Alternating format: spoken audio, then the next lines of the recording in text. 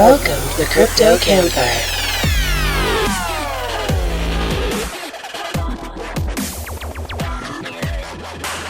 Bed Bath & Beyond fandoms from the Beyond, Mitch and the Professor, featuring special guest Johnny Litecoin.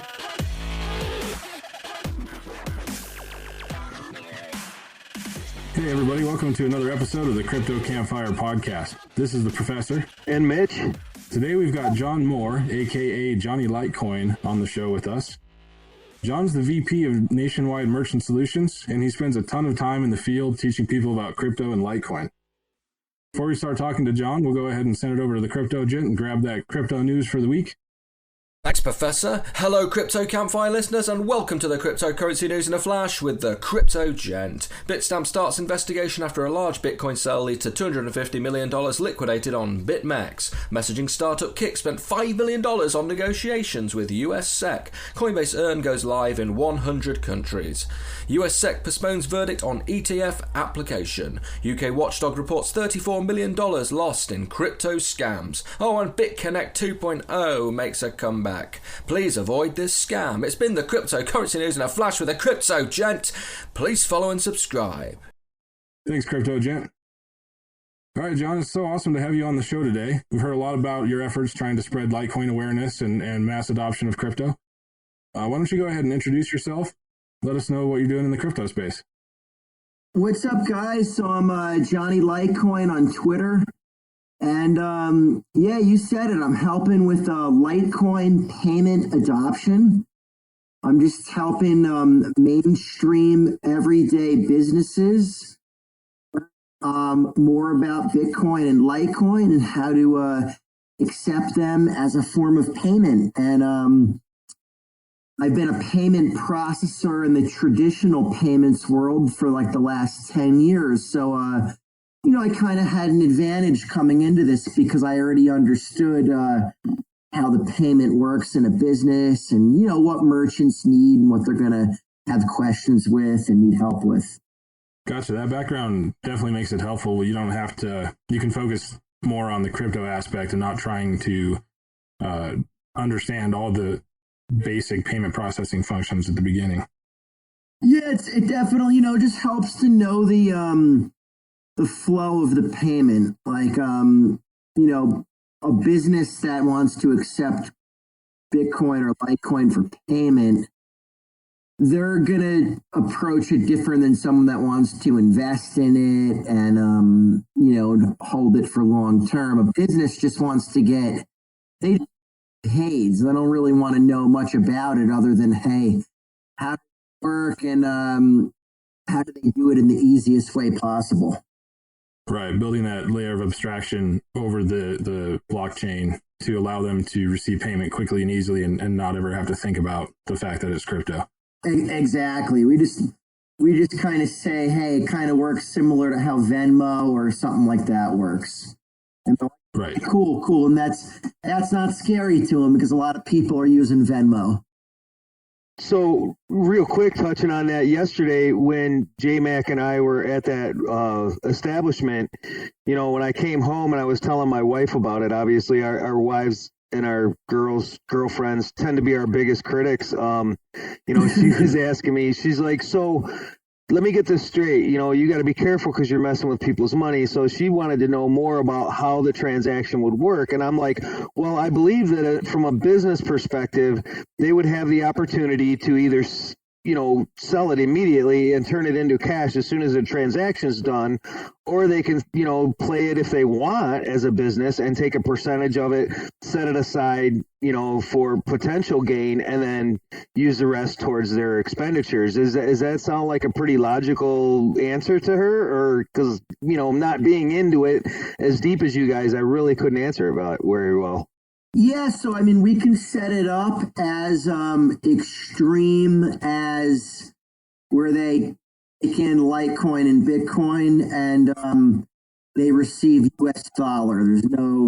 There's no chance of them even receiving crypto. So that's like one end of the spectrum. Right? Oh wow.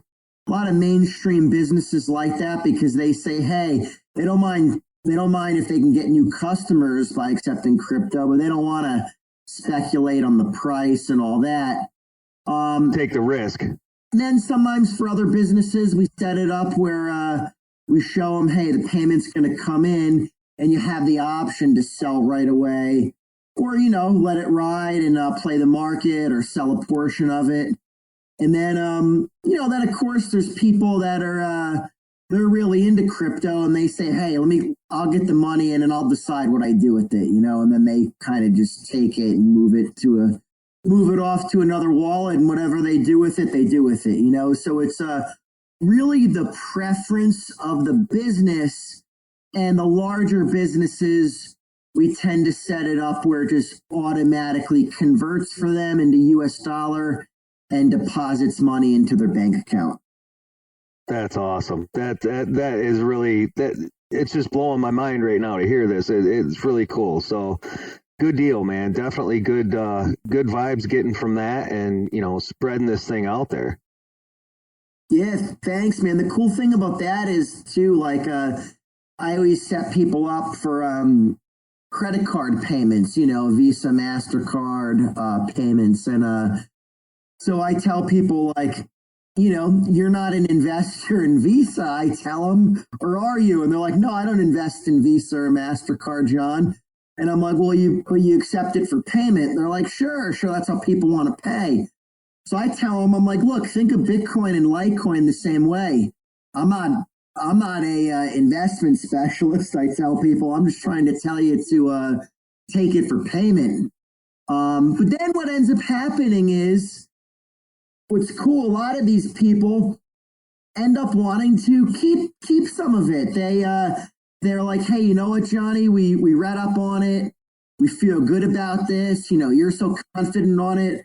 We want to keep some of it. And to me, I'm like, awesome, and then they got the, yeah. If you see it for a payment first, you kind of saw it the right way. I feel like in America, people just see it as an investment, and they think of it like it's Bitcoin's like Apple stock in their mind, Absolutely. Very few people, I think, actually really use their crypto. Most of the people that are here are just investing in it for a chance to earn some money, because how many times do you look at the news and see an article about Bitcoin payments being accepted somewhere or something like that, versus what the Bitcoin price is doing, so it's just, that's what the people see it as an investment. That's how it's advertised, and that's how it's covered in the media. So it's, what you're doing out there is huge in bringing that awareness that crypto is actually meant to be used, not, it's not meant as a speculative asset. It turns out that it works that way right now, but that's not what it was designed for. So no, it's designed as the change. Yeah.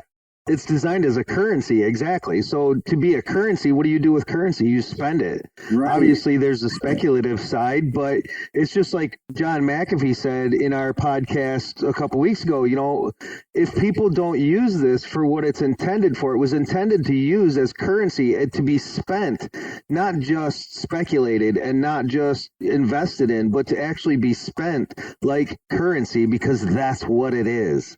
Yeah, and the cool thing is, I try to teach people too is if you spend Litecoin or Bitcoin when it's up in price, you're taking profit, and you don't have to pay an exchange. You don't have to wait. It's peer to peer. You're helping the whole crypto movement because you're doing a peer to peer transaction, and you didn't let a bank or third party get their grubby mitts on your money. So it's like, it's really a powerful thing. So for me, people argue with me a lot. And what they don't understand is I'm a hodler too. I'm always increasing the amounts of crypto that I have. It's just that, if it goes on a nice run, hey, I got my sights set on items and I buy them. And then, I start accumulating more crypto right away. But it's like, I took advantage of a nice run and turned the crypto into some real world stuff. You got to do it sometimes. That's cool. Yeah. Last year I was in South Dakota on a little vacation, and it was in June, and there was that little small run. I had I didn't take as much profits in January as I should have, the previous January. And so I kind of always kicked myself throughout the spring. And then we had that little mini run in June. And I was on vacation and I was like, gosh, dang it, we were going to make this a hell of a vacation because I didn't take profits in January. So let's spend a little bit of it now and have a good time. And absolutely, and that was when I first discovered that was when I first discovered I could buy plane tickets on Expedia with Bitcoin. That was cool. Yeah, nice. Yeah, it's fun. It's nice to be able to use it. Yeah, that's the way to do it. I mean, you got to, I'm having fun, even when the bear market last year, I mean, like I had a great time. Like I wasn't, people are like, oh, aren't you depressed and this and that. And people don't understand my motives for doing this. My motives are different than most people. So I was just like, I was having the time of my life, having a good time and having a good time. That's where we were. Man, it's exciting to me. It's, it's, fuck yeah. For me, it's a way to show people how to transact. And I always have my hands tied as a payments processor. Like people would call me up with these really risky situations.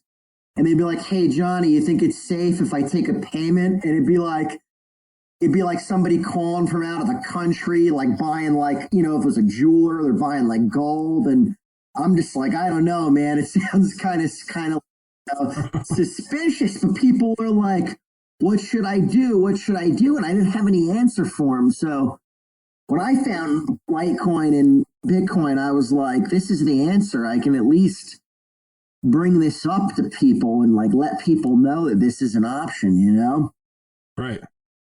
So speaking of getting more people into it and letting them know about the option of crypto, how do you typically approach a new business? Like when you set your sights on a new business that doesn't accept crypto or doesn't know about it and hasn't already reached out to you, how do you approach them?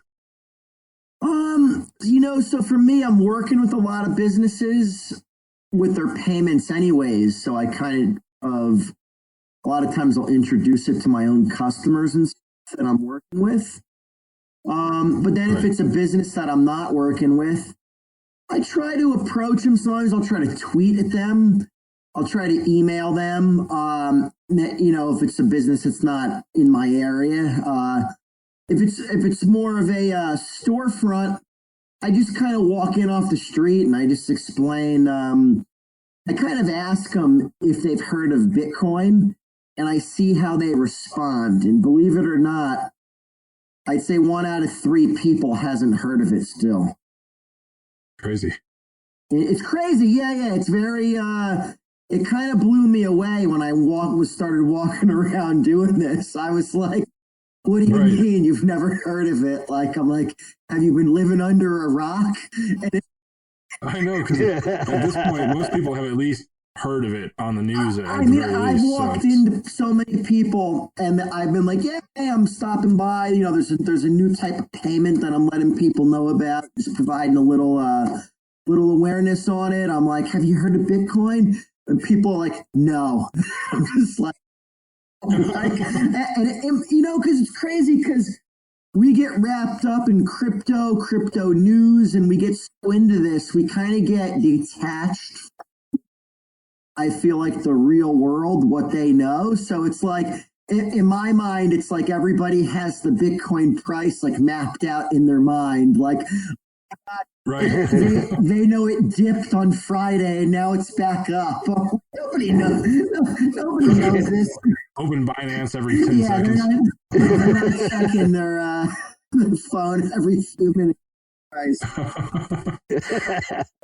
So I gotta ask, when you ask that question, when you walk into a new place and say, have you heard of Bitcoin? Do you get more excited when they say no, or do you get more excited when they have already had a brief kind of experience with crypto? It goes it's 50-50 because it's exciting when people have heard of it, and a lot of people are kind of like excited that I came by, and they're like, really? Like, a few people.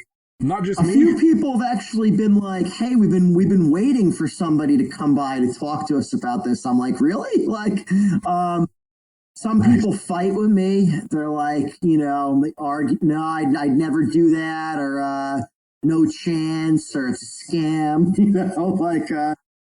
Right. I bet you use that one a To be lot. honest with you, if people have never heard of it, it doesn't bother me because people have never heard of a lot of stuff for payments. So I'm used to that anyways in payments.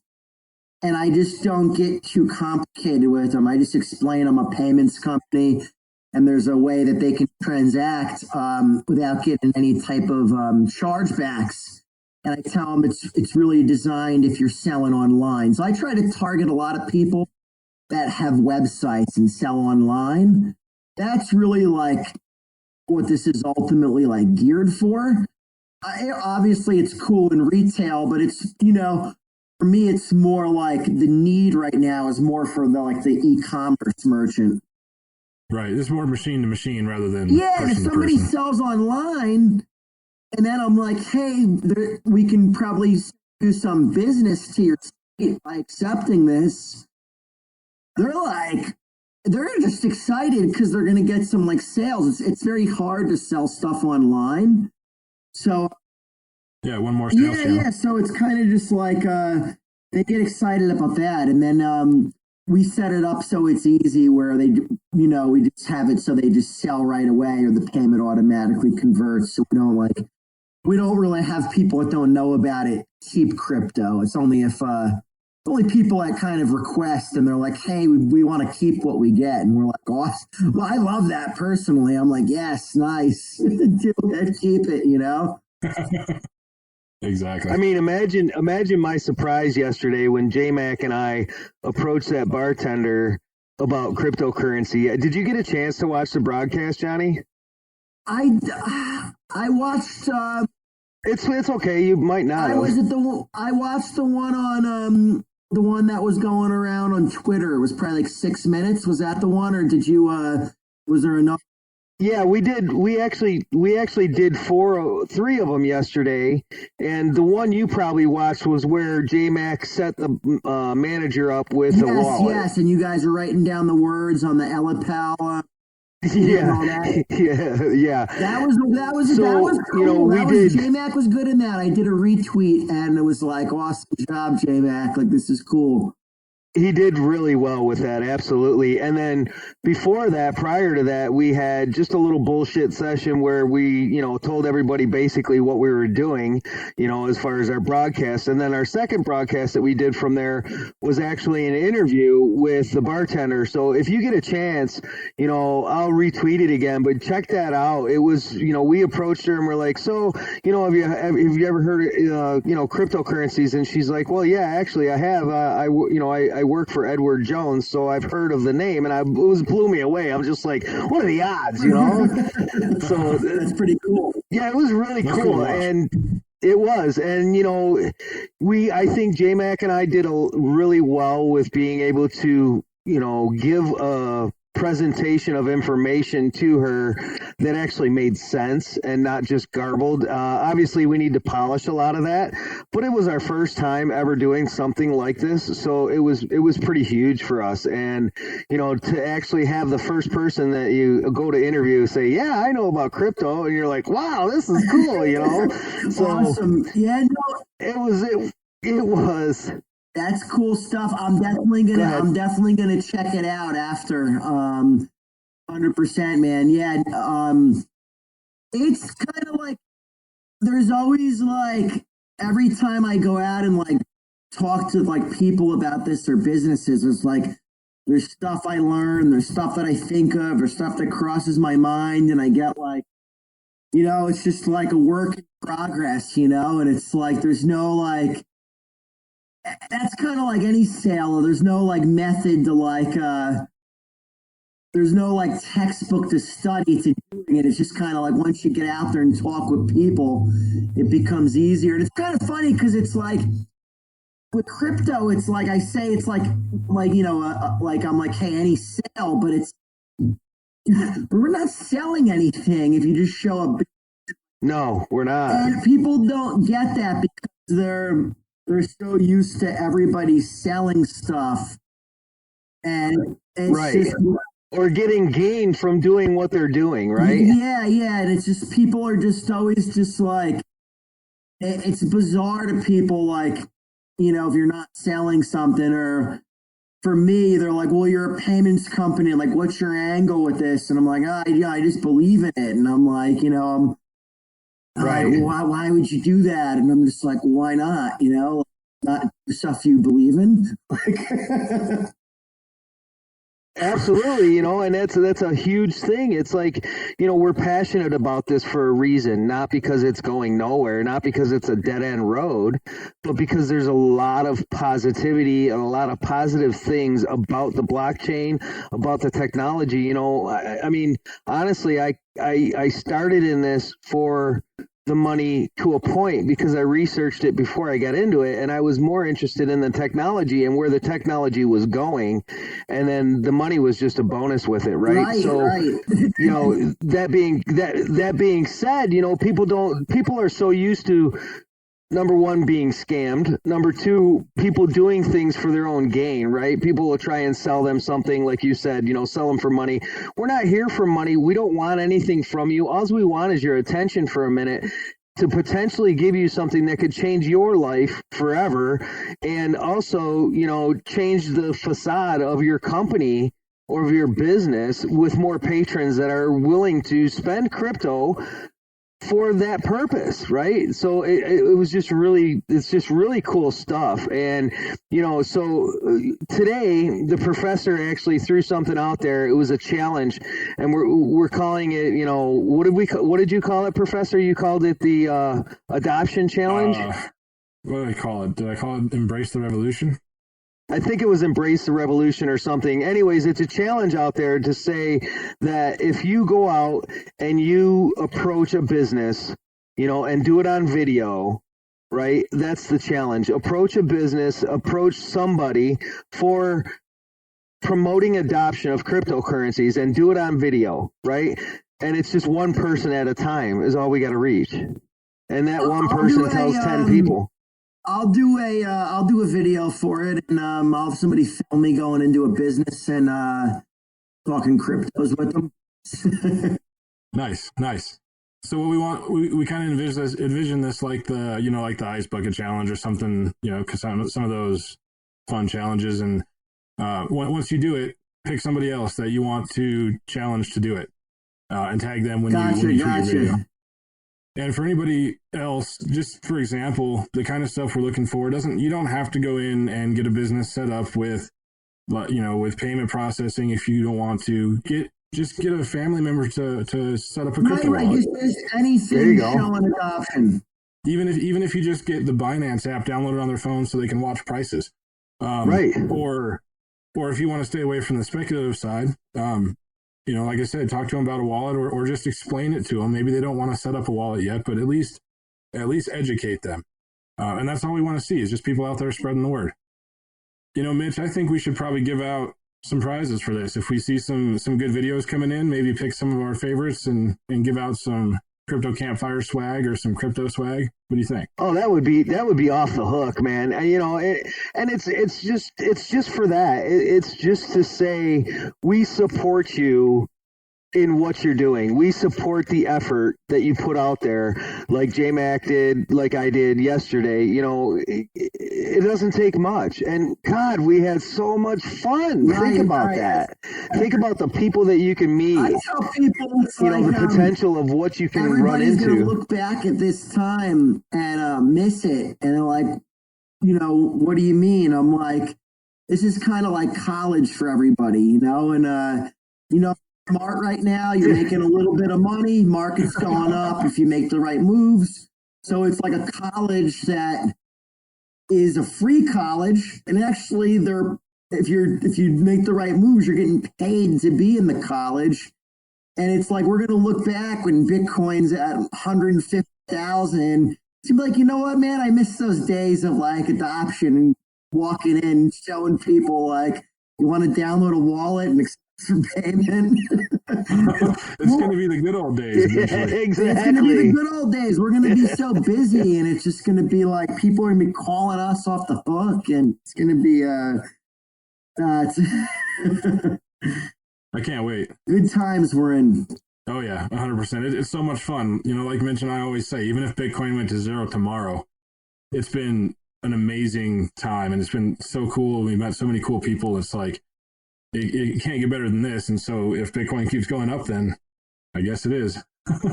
And it's funny you say that, because I said to the professor yesterday, it seems like every time something cool happens, like when we did this podcast, and I think before this we got onto Pandora's podcast, right? And then we started our own, and then we did something else. And I said to him, I said, can this get any better, right?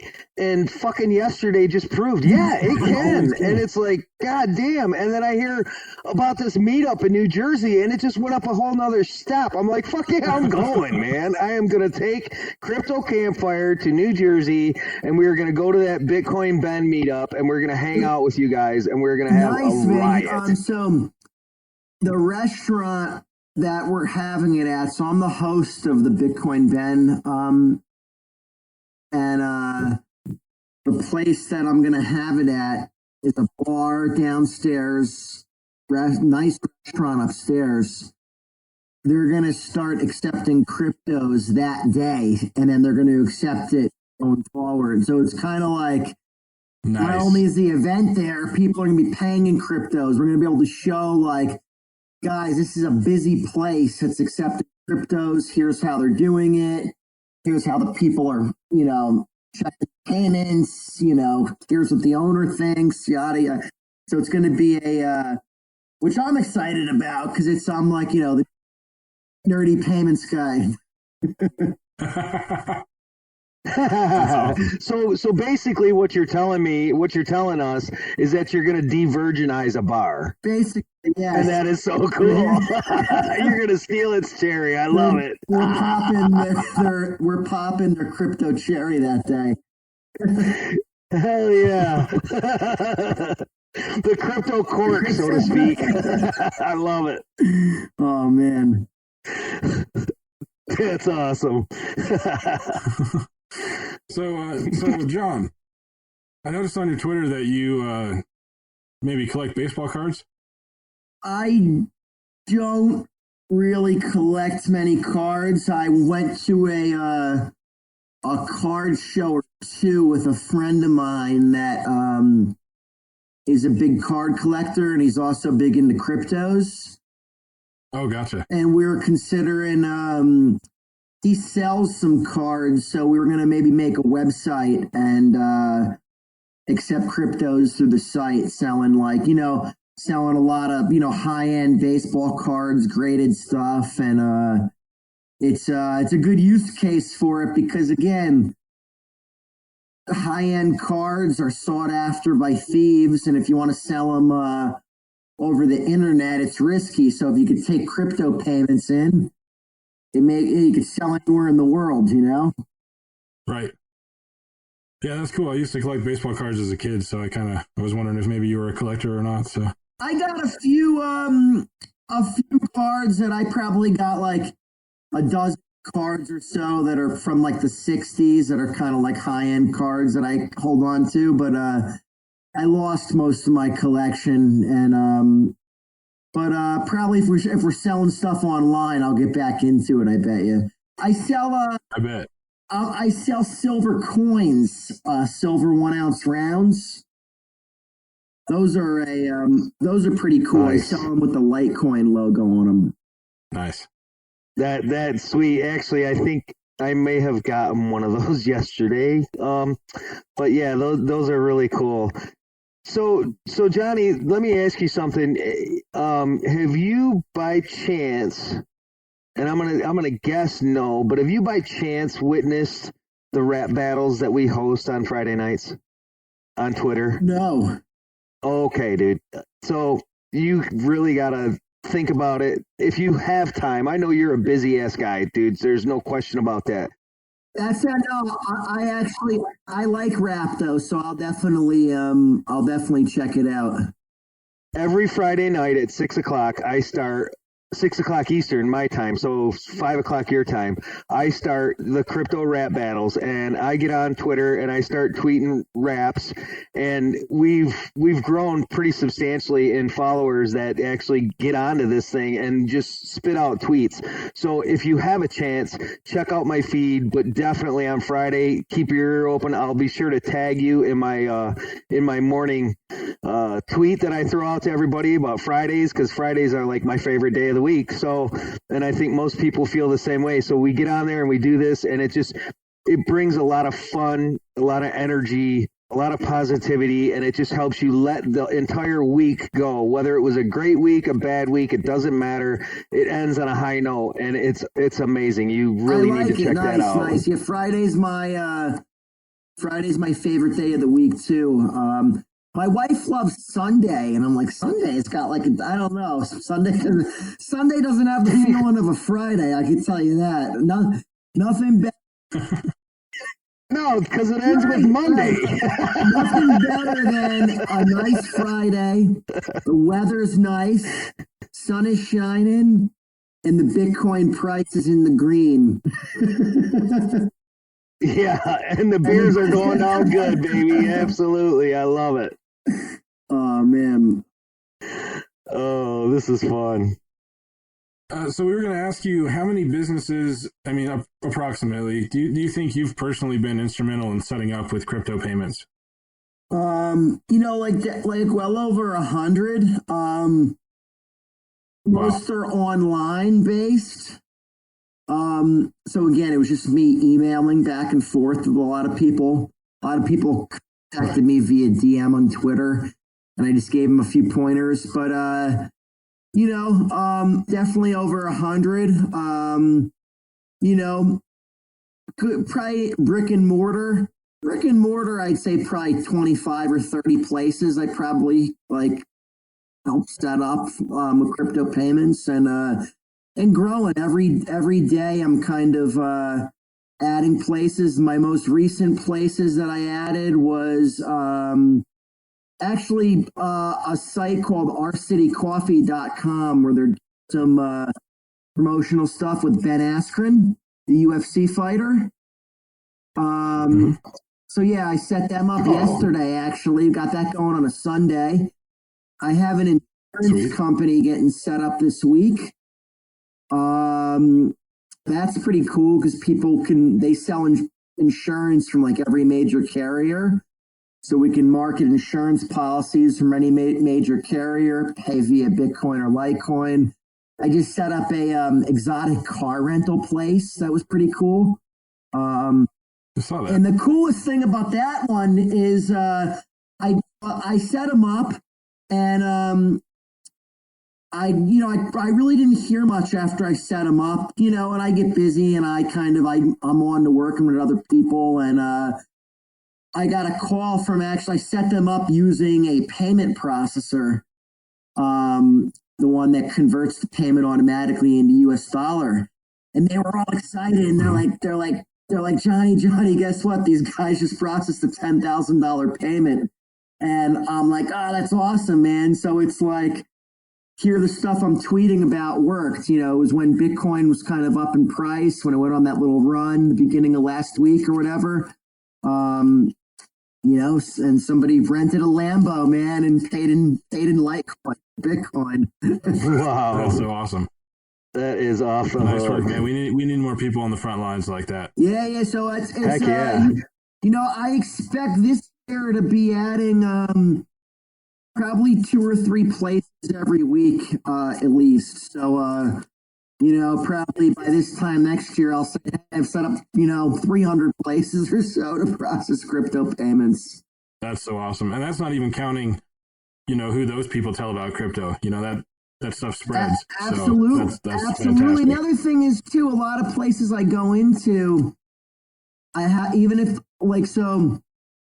if they don't start accepting crypto payments, which most of them, when you're walking around on the street, your success ratio isn't that high, Yeah.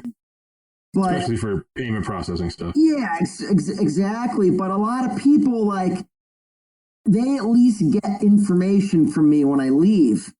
So they're like, wow, I didn't realize Bitcoin, you can use it as a payment. A lot of these are people with just business. They're not the owner, but they might be like a kid that works there. And they're like, oh yeah, I made some money on that. Is that, and I'm like, yeah, it's the future of payments. And I kind of just give them some like key pointers and information just to kind of like a lot of people like this left their mind because it was Bitcoin almost hit 20,000 December 2017. And in their minds, they're just like, yeah, it's kind of like, I guess it's still a thing. They don't really think much about it other than that it kind of like crashed in price, right? Right. It's nice to open their eyes to the alternatives of what it's really for. Yeah, it's cool. Like, it's cool too to show them like a year-to-date chart, like a 2019 chart. Like, hey, not everybody invested every dollar of their money in December 2017. A lot of people were putting money in January 2019, and they've done really well the last few months. Yep. Heck yeah. So Johnny, tell us about the Litecoin Foundation. I've heard this a few times, and I'd like to be a little more educated on it. Can you enlighten us a little bit more? So the Litecoin Foundation, always got to remember, it's not Litecoin, right? It's nothing to do with the Litecoin network itself. It's just there to kind of promote adoption. So we kind of look to do different things with marketing. Look to kind of get different partnerships with different companies, sports entities. We host the Litecoin Summit. So really, it's just there to promote Litecoin adoption for anything Litecoin related. Cool. I like it. And my job with it is my involvement is, hey, I just kind of, as inquiries come in for payments, I work with people and just try to, help them, make sense of everything. Right on. And then, so one of our podcasts, we had Pandora on, and she made a comment about Charlie Lee and, when he sold all his Litecoin. Do you have an opinion on that? Yeah, I mean, for me, it was, I was like, when it happened at the time, I wasn't involved with Litecoin. But for me, it was like a really like bullish sign, the fact that he did it publicly, even though like I always try to think opposite of the public. And I was just like, wow, this guy's really like, I was like, something big is coming to Litecoin. I was like, if he like got rid of all of his Litecoin, like everybody was like, no, this is bad. Because I owned a lot of Litecoin leading up to that. And I was like, no, I said, this definitely isn't bad. I was like, this is definitely like something big's in the works, was in my mind. And then now like I like that he sold it all too, because it makes it that much more decentralized. Like, you don't want somebody that created something to be running around holding a lot of the inventory of it, right? True. It doesn't really make any sense for something that's supposed to be decentralized for the world. Right. So for me, it was like such an admirable thing to do. It was like, wow, what a stand-up guy. I understand the reasons behind why he did it. And never for a second did I ever take anything negative with it. And like I said, I had no involvement with the Litecoin Foundation at the time. I had no clue. I knew who Charlie Lee was, obviously, from like, like the news and stuff like that, but I didn't like know him personally at the time. But I never looked at it negatively.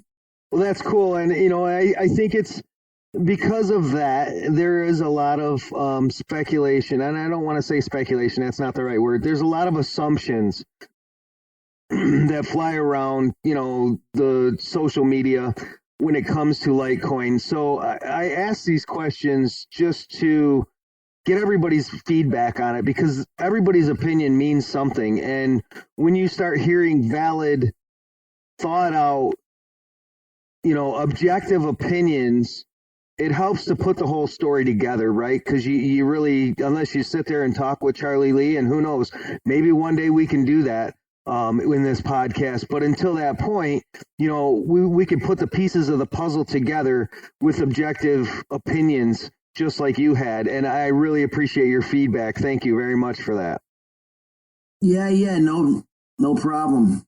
It's definitely a good perspective to think about, because everybody, like you said, the first thing that they think is, oh, Charlie sold all of his tokens and this is the end, right? So it's definitely cool to think about it from the tokenomics standpoint, if you will. Just in the long term of the project, like you said, it's way more beneficial to the holders in the long term for him to not have that much of a stake in it.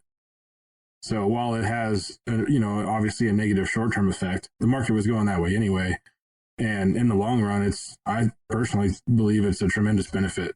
Yeah, such a, again, just makes it that much more centralized, which for me is awesome, because I'm like, crypto's like my refuge. Like I always did like regular payment stuff. And there's all these rules and regulations, and you have to rely so much on third parties, and I was like really stressed for like many years, right?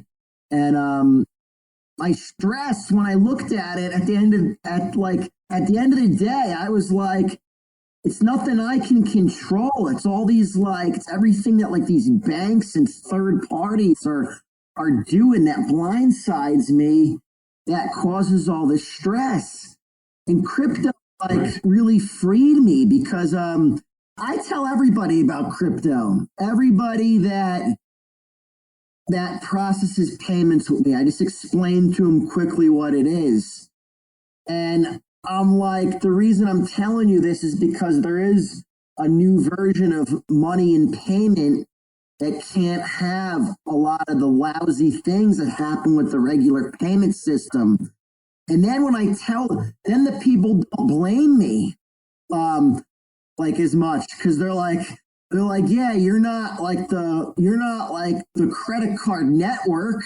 You're just like the guy that helps set up the payment. And I'm just like, exactly. I'm helping you set up payments, like I told you to process crypto payments, and they're like, yeah, you warned us about this. You said Bitcoin's the future. So for me, it's, oh my God, it's like, that's worth its weight in gold. Like that's like such a huge thing for being a payments. I had this one guy, and he had, I see shitty things that happen to people every day with the traditional payment system.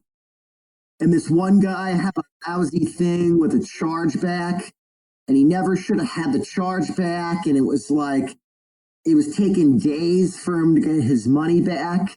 It was thousands of dollars, right? And he called twice a day. And he was just like, I want to yell at you. He's like, but I can't. I know you're going to tell me Bitcoin is the future. I said, hey, man, I didn't wake up and do this to you with the credit card network. I'm just the guy that set up the register system for you. And he's like, I know. So it really saved me, man. But when the price started going down, see, I was like, I didn't get involved with this for payments, at first, even though I knew it was the future of payments. I started investing right away, right? Because I was like, hey, this is going to go up in price a lot, was in my head, right? And I started investing a lot first. And then when it started going down in price, people were like, crypto's dead, it's over.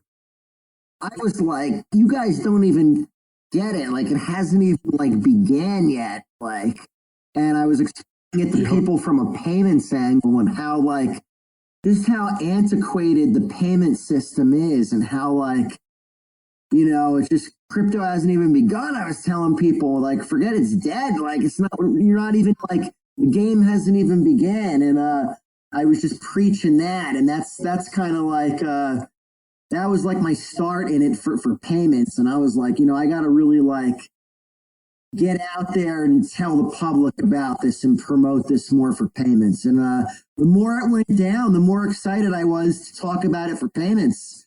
People were like, you know, John's crazy. This thing keeps going down in price and he can't stop talking about it. Yeah, you do get that cross-eyed look like we're insane, you know. I mean, my wife looks at me like, yeah, okay, so everything you're saying is going over my head. I'm really not interested. Have fun with whatever it is you're doing. Bye-bye now. And so I just kind of do my own thing, you know. I love it. Yeah, it's like you know, by you know, December 2017, we were all geniuses, right? And then by November 2018, people were like shaking their heads at us like, you should have known better. Like, you could have had your money in the bank. Like, you damn kids. Like, yeah, but then December of 2018, when we're buying that fucking dip and we're shaking our heads and we're going, yeah, baby, come to Papa. And fucking 3 months later, we're going, yes. So, yeah, so we could look back at them and say, ha, I told you, bitch. yeah, man. I was like, sorry. I bought that whole time, man. I was just a buyer that whole time down. And then like, you know, thank God I did. It was just like, you know, worked out great. I was like a chubby kid eating cake, man. I loved it. So speaking of buying, what's your dark horse token if you have one? I don't know if you're 100% LTC, or do you have a token that you are confident that someday it's going to perform, even though maybe people don't believe in it right now? I'm like, as far as investing goes, I'm really like a boring guy. I'm really only invest in, I really only hold Litecoin, Bitcoin, and Ethereum. I will like trade into other stuff once in a while, but it's just to like trade, like, it's just to like swap back out of it to like accumulate more like Litecoin or something. Yeah, I'm pretty boring. You know, the reason is because I look at it like I do pretty well from like the regular payment stuff. So I'm like, it's not like I'm trying to like get rich like next week kind of thing, right? So I just look at it as I want to like preserve the money that I got now. And I want to be like, you know, I really think the banking system is going to go down. And I want to be like 5-10 years, like, hey, I made the right moves, man. I was taking the money from that, putting it into cryptos, and but I want to just be safe with it, you know. So that's why I'm just kind of like the main railways is what I say.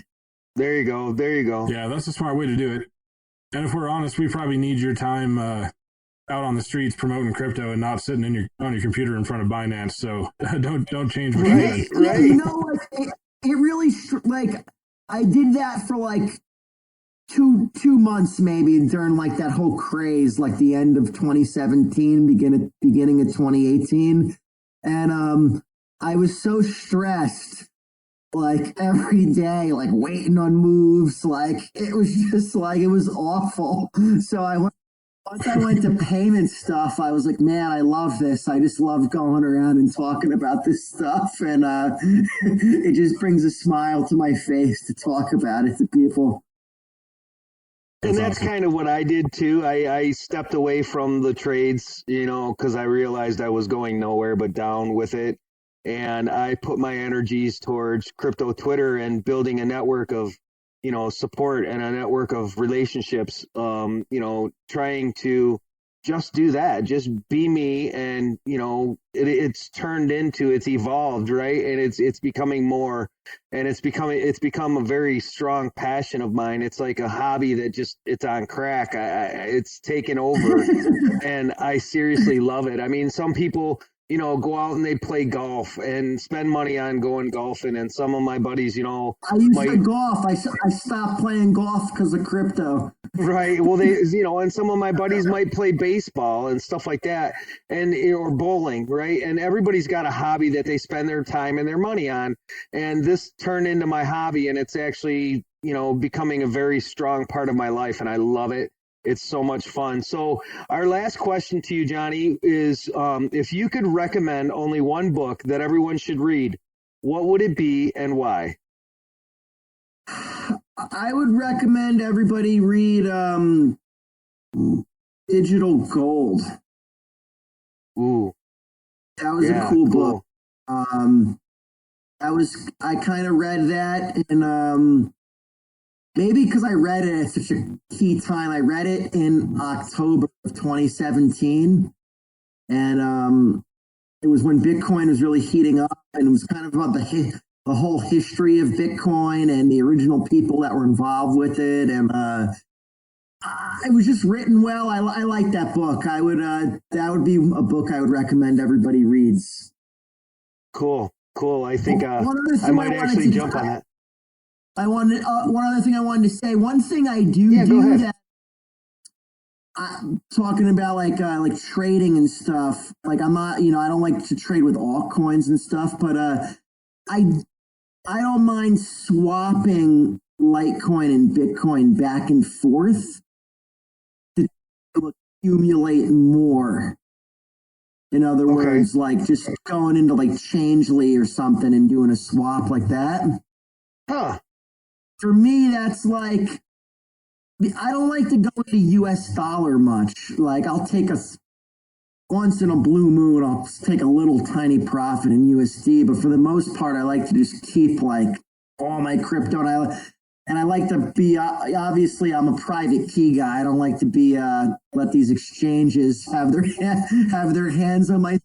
So what's cool about Changely is you're just holding the stuff in a private wallet, and you just do a swap from one wallet to another wallet. And I just try to time it where like, you know, I really watch the Litecoin to Bitcoin ratio. So it was down around 53 to 1, maybe like 6 weeks ago or so. Now it's at like 87 to 1, right? So if you were swapping Litecoin for Bitcoin 6 weeks ago, and now you're swapping it back, you're getting a lot more back. So it's almost like you're lending to yourself. Follow what I'm saying? That's interesting. That's really interesting. I've never even heard of that concept. I'm definitely going to look into that. That's cool. It's just kind of like the thing that kind of just like always like came to mind to do. I was like, you know what? It's just you're holding your private keys. It seems safe to me. And it was like a way to grow crypto without having to like put fiat into it. And I've had some good days. I've had a day where I've made like over 10 Litecoin in one day doing that. Awesome. I do that a lot against the Bitcoin. Pretty much any of the coins I hold, I kind of keep an eye on them, and if I see they're on a pretty good spike, I'll usually sell them and try to buy back a little bit lower to just to amp up the bags. Right. To grow your like a Satoshi value, right? Yeah, just accumulating more Bitcoin. So one last little thing, Johnny. I was curious: is this meetup in New Jersey? Is this invite only, or is it open? No, it's open, man. Just roll by and bring whoever you want.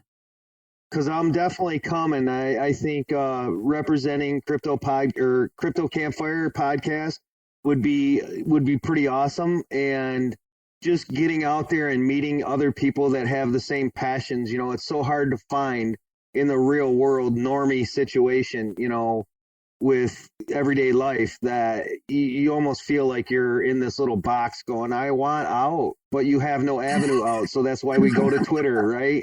And that's why we go to Telegram, because that's our out. That's where we connect with other people with the same desires. So I'm really looking forward to this. You just don't understand. It's going to be off the fucking hook. I'm telling you right now. It's going to be a riot. It's cool when you go to these things because it's like, normally, like in my normal life, like around like normal friends and family, like I can't, people don't want to hear anything about crypto, you know, like they're like annoyed if I even mention it. Right. And, so I'm like, you know, like you're right. Twitter is like the escape of the people that we can actually talk about this stuff to. And it's like, I got like, you know, some private chats and it's like, my wife's like, you know, like, what are you doing? I'm like, oh, I'm talking to my, you know, and I'm like, I can really talk to these people, you know? They understand me, honey. Yes, they know me. They get it. Exactly. Every day my wife looks at me and she's like, you know, most girls would look at their husbands smiling at their phone like that and assume the worst. I just know you're talking to your crypto friends and absorbed in Twitter. I'm like, yeah, I guess that happens. It's just such a good time, you know. You just sit there and I guess I smile at my phone, whatever. Yeah, the cool thing is though is she's getting into it, dude. She's actually got her own Twitter handle. I love that. And she's a riot. Nice. She can't stay out. Yeah, my wife's definitely like she owned a business, so she got to like see some of like the shitty side of payments. So when I tell her like a lot of this stuff, like she totally gets it because some stuff she saw, like she even said, she's like, unless she owned the business, she would have like almost questioned if I was telling the truth about this stuff. But like some of it seems too good to be true from a merchant side, especially. I mean, there's just stuff that I see happen to businesses that you can't even like believe. It's just like, oh, that really happened to them. I'm just like, yep. So there's so many advantages. Right. Well, I mean, merchant accounts and stuff, sometimes, you know, they'll just lock your funds or take your money out of your account for no apparent reason for, you know, the suspicion of something. And so you go to these merchants and you tell them, I've got this payment processing option where there's basically no fees. There's basically no risk because there can't be chargebacks and nobody can touch your money after you have it. You know, they're like blown away. How is this possible? You know, they can't comprehend the fact, you know, because it's such a complicated technology to explain to somebody that doesn't have any background, especially in programming at all. You know, how does the blockchain work? And trying to show and prove to somebody that I mean it, you really can't reverse this transaction is so difficult. So it's there's a business that I tried to sign up for payments, and they were selling appliances online, and they wanted something called a cash reserve, right? What that is basically they say, okay, in order to process the payments for this account, they have to put money up as like a deposit. They wanted $10 million. Wow. What? And so it's like, if you're certain types of businesses, unless you're backed by big money, you probably can't even compete if you're selling online, like, because how can you afford like the $10 million reserve, you know, if you're like a regular guy. So it's, you know, and for me, it was like embarrassing, like having to tell people a lot of this stuff. Like I would literally be like, now I'm just like, you know what, like I'm in crypto is my thing, you know, and I'll help you process any payments, but I'm loyal to the Litecoin and Bitcoin network. Perfect. It's such a cool thing. It's only going places from here. Absolutely. You know, and John, this night has been amazing. I've been looking forward to this for 2 weeks now, or a week since we've talked. And, you know, it was off the hook, brother. We really appreciate you coming onto the show. we could sit here and talk for at least another hour easily. But you know what? To save the listeners from the agony of a 2-hour commute somewhere, you know, we will definitely have to do a part 2. And you know what? Part 2 is going to happen when I'm in Jersey and you're in Jersey and we're drinking a fucking beer together and we're going, yeah, baby, this is life. Jersey's going to be fun, man. It's going to be an all-day event, so we got a lot of crypto talking that day. And actually, the place, the event's going to probably end at like 9 or 10, but the bar's open until 3. Guy said, the guy goes, I don't give a shit if you guys stay till 3. So I'm expecting a lot of people going to stay till 3 in the morning talking cryptos. Hell yeah, exactly. You know something, and you know I know you're in Jersey and stuff, but what exit are you guys? I'm at 165 off the Parkway.